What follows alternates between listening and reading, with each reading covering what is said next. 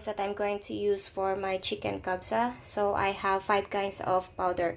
I have the chili powder, turmeric powder, coriander, cumin, and garam masala. And of course, we have here the dry lemon, cloves, cardamom, and cinnamon stick. And I have the orange zest, and then grated carrots. And I have here the onions and tomato with tomato paste, ginger and garlic paste, and of course the raisins with nuts. So this is all the ingredients that I'm going to use for my chicken kabsah. All right, let's proceed now for cooking, guys.